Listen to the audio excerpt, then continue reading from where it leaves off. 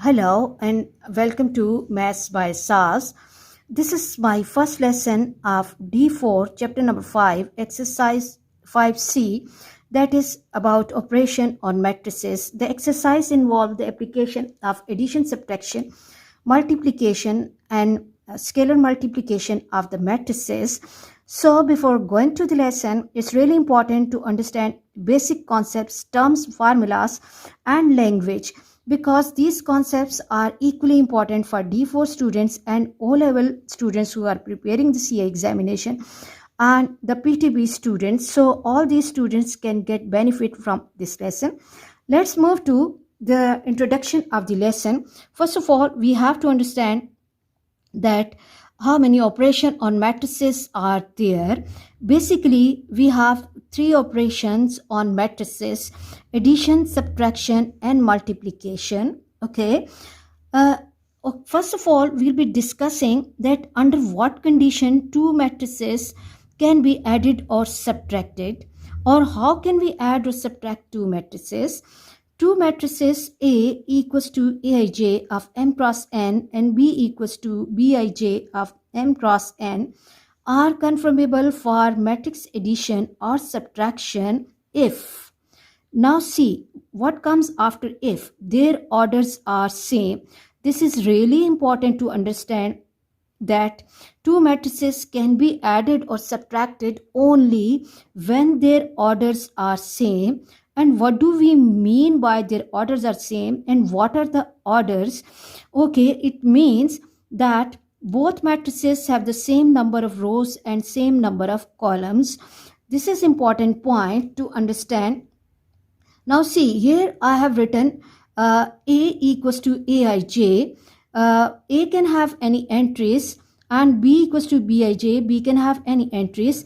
But if you look at this portion of this expression, you can see that I'm writing it with same color in order to give the focus that this is the order of matrix A and this is the order of matrix B. They must be same if you want to add or subtract these two matrices. I hope you are clear. If you find any difficulty that what is the order of matrix and how to write the order of matrix, you can watch my previous lesson, for which I'll give the link in the description box. Let's try to understand the addition of matrices with the help of example. Here I have selected three matrices for you. A has the entries 1 and 2 and its order is 1 row and 2 columns. B has the entries 1 and 2 and its order is 2 rows and 1 column.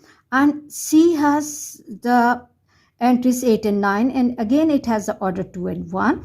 Now if we want to clarify that which matrices we can add, we can see here the order of this matrix is 1 by 2, but rest two matrices have the order 2 by 1. So we cannot add A to any one of B and C.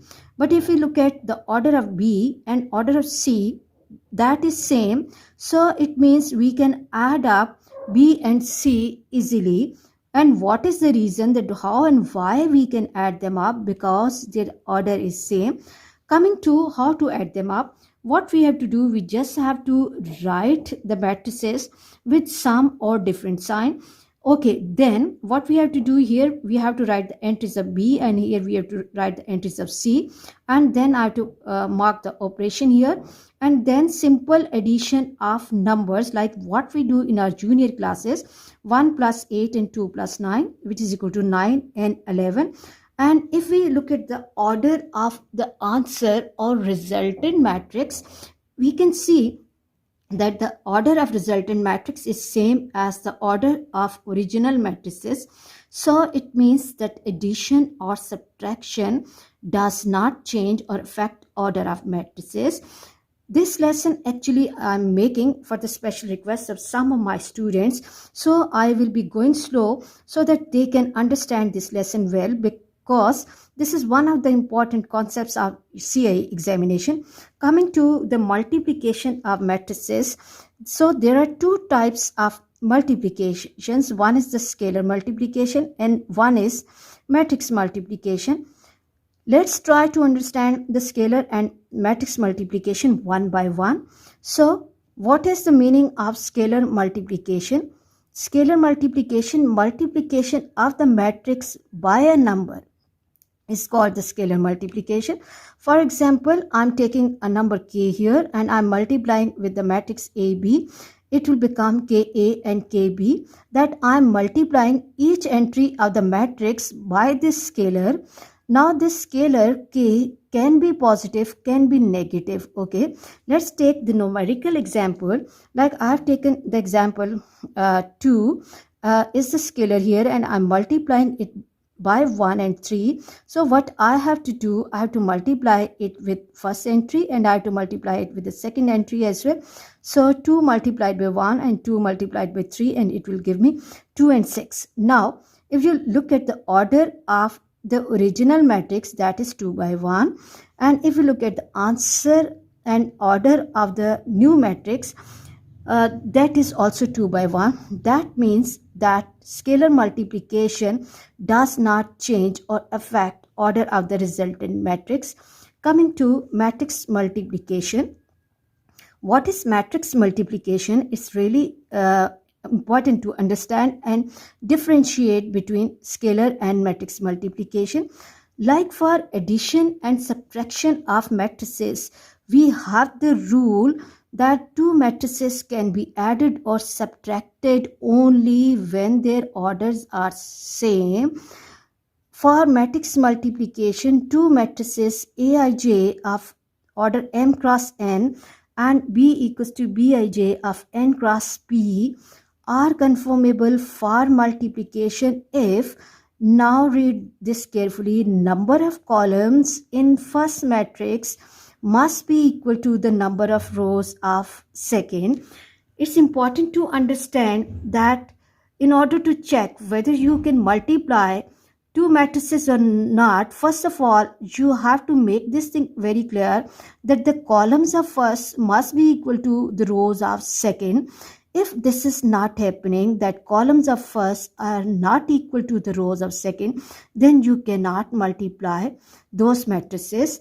Okay, so order of the resultant matrix will be equal to the rows of first and the columns of second. This is also important.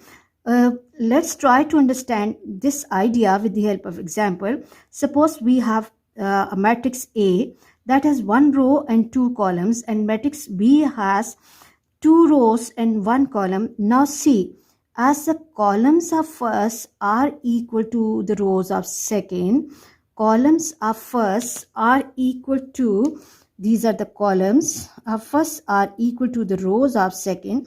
So we can multiply, or the multiplication is possible. Okay, and now what will be the answer of the order of the answer matrix or resultant matrix? That will be the row of first and column of second. So what we have to do after solving the question, we have to observe whether our answer matrix is having the order which is having rows equal to the rows of first and columns equal to columns of second, then your answer will be correct. I hope you are clear about this lesson. Before going to the exercise, you have to watch this lesson carefully. Try to understand the terms, language and formulas carefully for better understanding of the exercise. For next difficulty level, please catch me in the next class. Watch my lessons, like, share and subscribe the channel and press bell icon to get the notification of every lesson in time. Thank you very much.